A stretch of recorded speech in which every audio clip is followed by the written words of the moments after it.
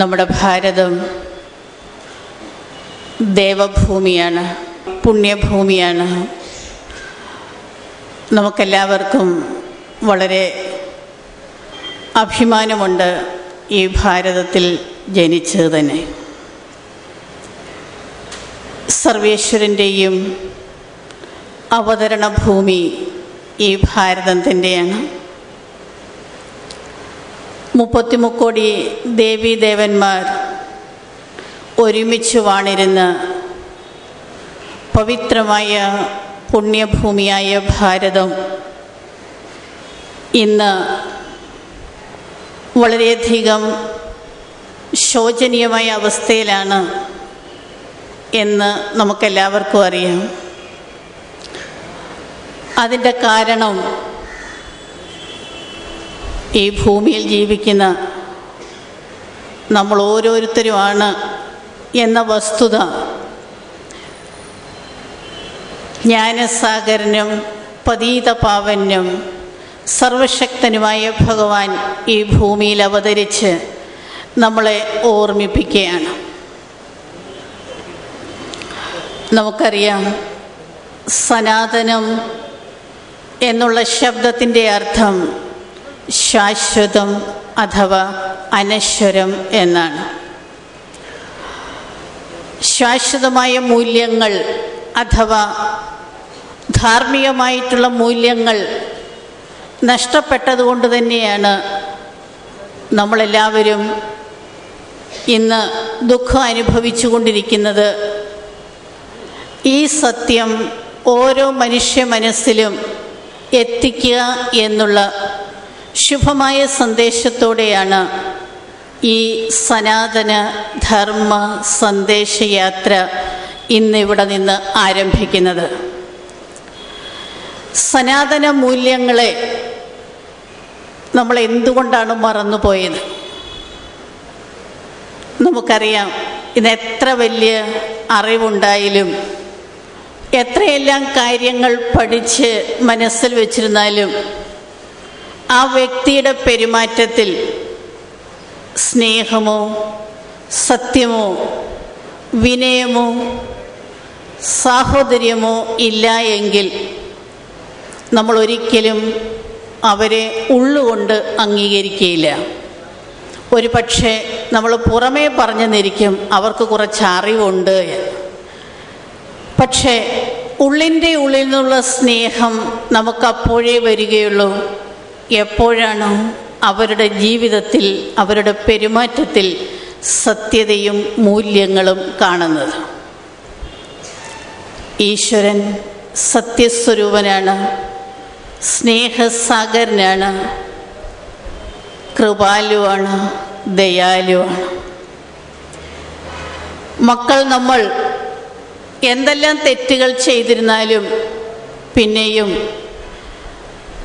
തൻ്റെ മക്കളാണെന്നുള്ള ആ സ്നേഹത്തോടെ നമ്മളെ ഓരോരുത്തരെയും ഉൾക്കൊള്ളുകയും നമ്മൾക്ക് വാത്സല്യം തന്ന് നമ്മുടെ തെറ്റുകളെ ഇല്ലാതാക്കാൻ വേണ്ടി ദിവസവും നമ്മളെ പഠിപ്പിച്ചുകൊണ്ടിരിക്കുകയും ചെയ്യുന്നതാണ് ഈശ്വരൻ.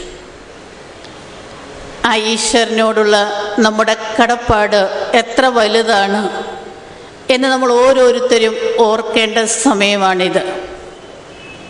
വേറൊന്നുമില്ല എങ്കിലും സത്യമായ മനസ്സോടെ ശുദ്ധമായ മനസ്സോടെ ആ ഈശ്വരനെ ഓർക്കുകയും ആ ഈശ്വരൻ്റെ സന്താനങ്ങളായ നമ്മളെല്ലാവരും പരസ്പരം ഒരുമയോടെ ജീവിക്കുകയും ചെയ്യുകയാണെങ്കിൽ അതുതന്നെയാണ് സത്യമായ ഈശ്വര സ്നേഹം. ഇന്ന് ഭക്തിയുടെ പേരിൽ എത്രമാത്രം കാട്ടിക്കൂട്ടലുകളാണ് നടന്നുകൊണ്ടിരിക്കുന്നത്. ബാഹ്യമായ എത്രമാത്രം ഷോ നമ്മൾ കണ്ടുകൊണ്ടിരിക്കുകയാണ്. പക്ഷേ അകത്തേക്കൊന്ന് തിരിഞ്ഞു നോക്കുകയാണെങ്കിൽ എത്രമാത്രം സ്വാർത്ഥതയും അധികാര ദുർമോഹങ്ങളും ഓരോ മനുഷ്യ മനസ്സിനെയും കീഴടക്കിയിരിക്കുകയാണ്. ഈ സമയത്ത് ഈശ്വരൻ നമ്മളോട് ആവശ്യപ്പെടുന്നത് തൻ്റെ യഥാർത്ഥ ധർമ്മത്തിലേക്ക് തിരിച്ചു വരൂ എന്നാണ്. ഒരു സമയത്ത് നമ്മളെല്ലാവരും വളരെ സ്നേഹത്തോടെ കൈകോർത്തു പിടിച്ച് ഈ ഭൂമിയിൽ ജീവിച്ചിരുന്നവരാണ്. അറിവില്ലായ്മ, അജ്ഞത നമ്മളെ പിടികൂടിയപ്പോഴാണ് സ്വാർത്ഥ താല്പര്യങ്ങൾക്ക് നമ്മൾ അടിമപ്പെട്ട് നമ്മൾ ഛിന്ന ഭിന്നമായത്. ഒരിക്കലും ഒരച്ഛന് അത് സഹിക്കാൻ സാധിക്കുകയില്ല. ഈശ്വരൻ നമ്മളെല്ലാവരെയും സ്നേഹിക്കുന്ന അച്ഛനാണ്. അതുകൊണ്ട് തന്നെ ഈ സനാതന ധർമ്മ സന്ദേശയാത്രയിൽ പങ്കെടുക്കുന്നവരും അതേപോലെ അതിനെ പ്രോത്സാഹിപ്പിക്കുന്ന നമ്മൾ ഓരോരുത്തരും ആത്മാർത്ഥമായിട്ട് തന്നെ ഭഗവാന്റെ മുന്നിൽ ഈ പ്രതിജ്ഞ എടുക്കുകയാണ് വേണ്ടത്. എന്ത് തന്നെ സഹിക്കേണ്ടി വന്നിരുന്നാലും, എന്ത് ത്യാഗം ചെയ്യേണ്ടി വന്നിരുന്നാലും നമ്മൾ ഒറ്റക്കെട്ടായി മുന്നോട്ട് പോവുകയും സനാതന മൂല്യങ്ങൾക്ക് വേണ്ടി ജീവിക്കുകയും ഈ ഭാരതത്തെ വീണ്ടും അതിൻ്റെ ആദ്യത്തെ അവസ്ഥയിലേക്ക് തിരിച്ചു കൊണ്ടുവരികയും ചെയ്യും എന്നുള്ള ഒരു ദൃഢപ്രതിജ്ഞ ഈശ്വരനെ മനസ്സിലാക്കിയ നമ്മൾ ഓരോരുത്തരും എടുക്കുകയാണെങ്കിൽ തീർച്ചയായിട്ടും സർവേശ്വരൻ നമുക്കെല്ലാ അനുഗ്രഹങ്ങളും തരികയും നമ്മൾ എന്തുദ്ദേശത്തോടു കൂടിയാണോ, എന്ത് ലക്ഷ്യത്തോടു കൂടിയാണോ ഈ സന്ദേശയാത്ര ആരംഭിക്കുന്നത് അത് അതിൻ്റെ പൂർണ്ണ വിജയത്തിലെത്തുകയും ചെയ്യും എന്നുള്ളതിന് യാതൊരു സംശയവുമില്ല.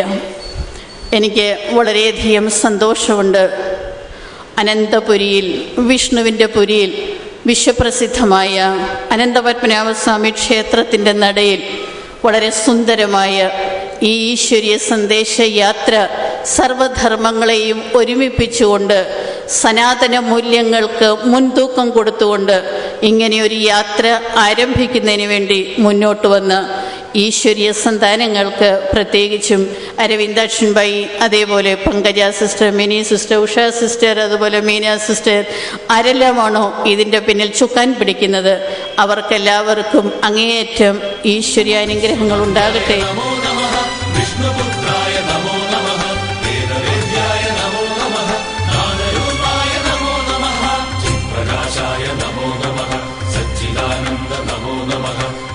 സൗമ്യായ നമോ നമഃ.